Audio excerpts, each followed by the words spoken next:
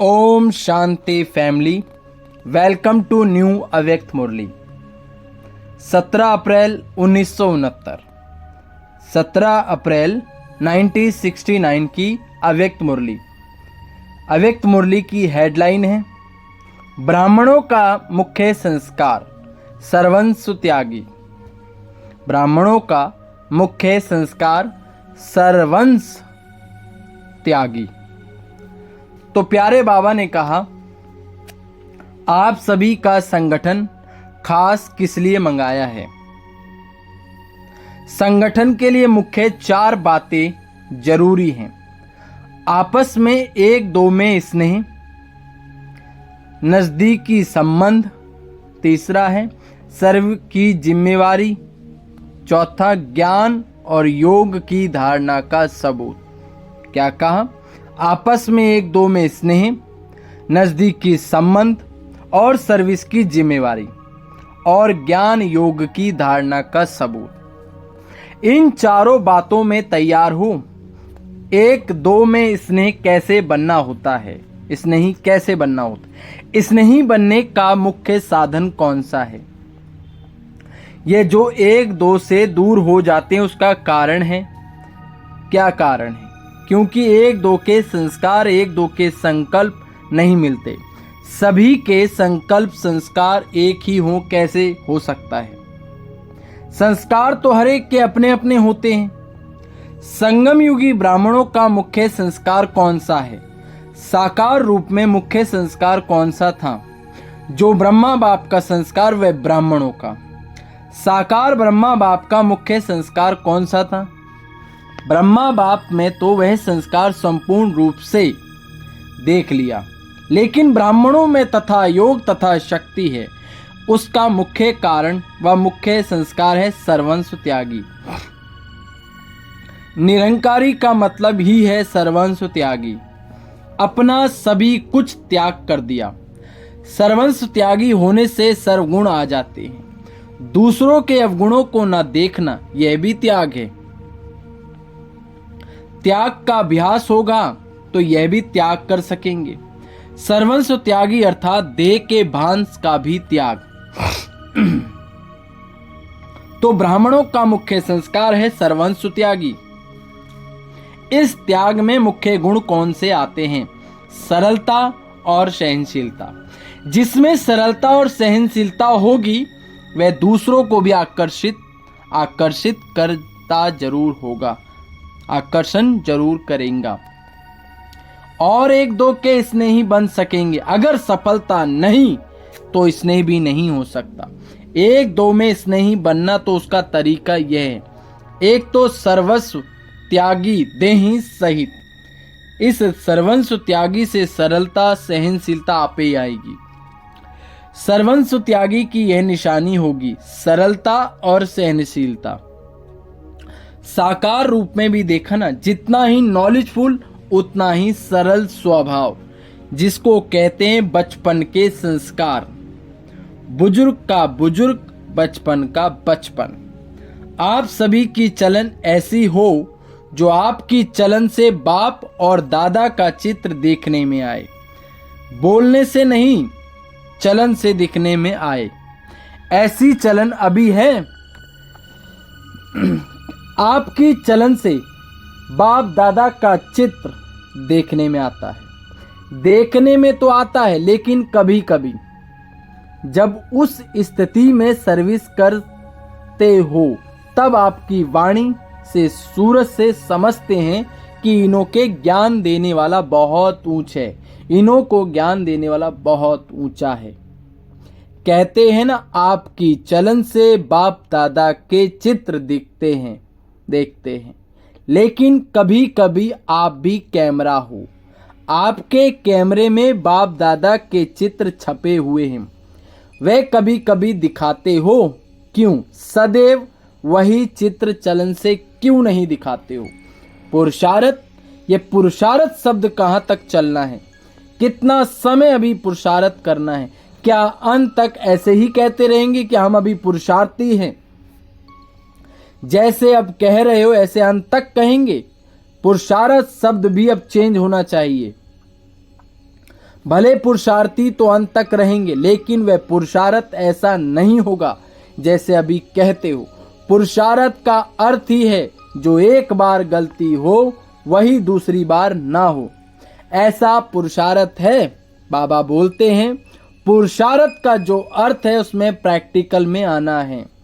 एक ही भूल बार बार हो तो उसको पुरुषार्थ कैसे कहेंगे? पुरुषार्थ का लक्ष्य तो होना चाहिए, बाकी इस तरह का पुरुषार्थ शब्द भी निकल जाना चाहिए। एक दो के स्नेही कैसे बन सकेंगे? पत्र व्यवहार करना, संगठन करना, सिर्फ इससे नहीं बनेंगे। यह तो स्थूल बात है, लेकिन एक दो के स्नेही तब बनेंगे जब संस्कार और संकल्पों को एक दो से मिलाएंगे। इसका तरीका भी बताया। सर्वंश त्यागी, सर्वंश त्यागी की निशानी क्या होगी? सरलता और सहनशीलता। ये बातें जब धारण करेंगे तब इस नहीं बनेंगे।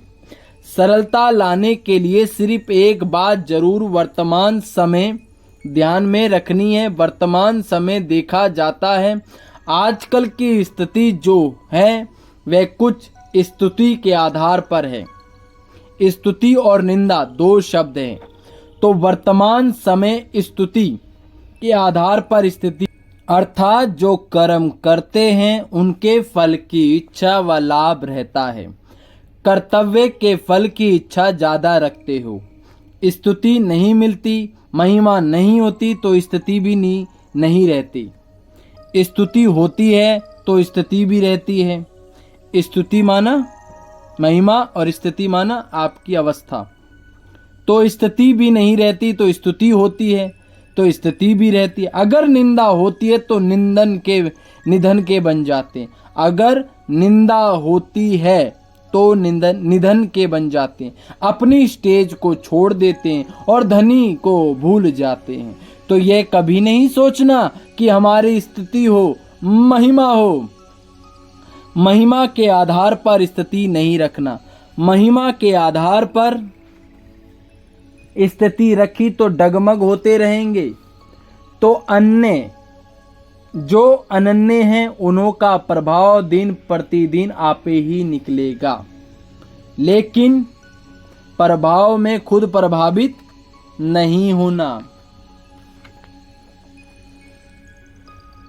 यहाँ ही फल को स्वीकार कर लिया तो भविष्य फल को खत्म कर लेंगे। जितना गुप्त पुरुषार्थ उतना गुप्त मददगार, उतना ही गुप्त पद बन जाता है। दूसरे भले कितने भी महिमा करें, लेकिन उनकी महिमा के प्रभाव में खुद प्रभावित नहीं होना। क्या कहा बाबा ने? बहुत गहरी सुंदर लाइन है। दूसरे भले कितनी भी महिमा करें, लेकिन उनकी महिमा के प्रभाव में खुद को प्रभावित नहीं करना, नहीं होना। कोई भी कार्य करना है तो संगम पर ठहरकर जजमेंट करनी है, क्योंकि आप सभी संगम युगी कहलाते हो। इसलिए जो भी बात होती है, हर बात को दो तरफ तो होते हैं, दोनों तरफ से संगम पर ठहर जजमेंट करनी है। ना उस तरफ ज्यादा ना इस तरफ ज्यादा, संगम पर ठहरना। तुम संगम युगी ब्राह्मणों का जो भी कर्तव्य चलता है वह संगम पर नहीं ठहरता, इस तरफ व उस तरफ चला जाता है। जैसे आप लोग गृहस्थ व्यवहार में रहते हो और सर्विस में मददगार हो, तो दोनों तरफ संभालने के बीच में ठहरना पड़ेगा।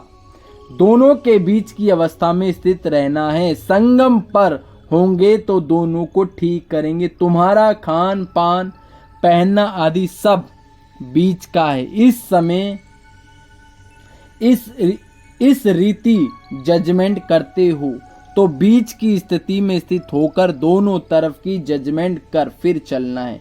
कई बातों में दिखाई पड़ता है कि इस तरफ व उस तरफ विशेष हो जाते हो। होना चाहिए बीच में। बीज की अवस्था है बीज, बिंदी। जैसे बीज सूक्ष्म होता है, ऐसे बीज की स्थिति भी सूक्ष्म है। उस पर ठहरने की हिम्मत और तरीका चाहिए। यह भी लक्ष्य दिया हुआ है कि कहाँ बालक को चलना है और कहाँ मालिक को चलना है। जहाँ मालिक को चलना है वह बालक नहीं बनना, और जहाँ बालक बनना है वह मालिक नहीं बनना। यह भी बहुतों से मिसअंडरस्टैंडिंग अर्थात गलतफहमी हो जाती है भी।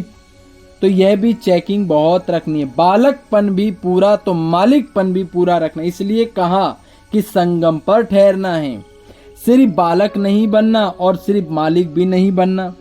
दोनों गुण होने से सभी ठीक चला सकेंगे। बचपन अर्थात निसंकल्प हो, जो भी आज्ञा मिले, डायरेक्शन मिले, उस पर चलना। मालिकपन अर्थात अपनी राय देना और किस स्थान पर मालिक बनना है वह स्थान और बात देखनी है। सभी जगह मालिक नहीं बनना। जहाँ बालक बनना है वहाँ अगर मालिक बन गए तो फिर संस्कारों का टक्कर हो जाएगा। इसलिए आपस में एक दो के मददगार बनने के लिए दोनों ही बातें धारण करनी है, नहीं तो संस्कारों का टक्कर होगा बालक और मालिक। जहाँ हम बालक बनना चाहिए वह मालिक बन जाते, और तो दो मालिक बनने से फिर संस्कारों का टक्कर हो जाता है। मालिक भी बनना है, बालक भी बनना है, राय दी मालिक बने और फिर फाइनल होता है तो बालक बन जाना चाहिए। किस समय बालक किस समय मालिक बनने, यह भी बुद्धि की जजमेंट चाहिए। किस समय कौन सा स्वरूप धारण करना है वह भी विचार करना है। बहुरूपी बनना है, सदैव एक रूप नहीं। जैसा समय वैसा रूप। उल्टे रूप से बहुरूपी नहीं बनना, सुलटे रूप से बनना। अच्छा, हम रूहानी बच्चों की रूहानी माता पिता प्यारे मीठे बाप दादा को याद प्यार और नमस्ते। नमस्ते, सदा रहो हंसते, बन जाओ फरिश्ते, चलो परम धाम के रस्ते। मेरा बाबा, प्यारा बाबा, मीठा बाबा, शुक्रिया बाबा, आई लव यू बाबा। बाबा ने कहा, मेहनत से छूटने के लिए महीन बुद्धि बन, ज्ञान की महीनता में जाओ। मेहनत से छूटने के लिए महीन बुद्धि बन, ज्ञान की महीनता से मैं ज्ञान की महीनता में जाओ। अच्छा, ओम शांति। Thank you for watching. आपको ये वीडियो कैसी लगी आप अपने कमेंट के द्वारा बताएं। साथ साथ आप इस चैनल को सब्सक्राइब करें, कमेंट करें, लाइक करें और दूसरी सभी आत्माओं के साथ, सभी भाई बहनों के साथ इसे शेयर करें, जिससे अव्यक्त मुरली का सुनने का शुभ लाभ सबको प्राप्त हो। बाकी आप मस्त रहें, स्वस्थ रहें, गो सून कम सून। ओम शांति।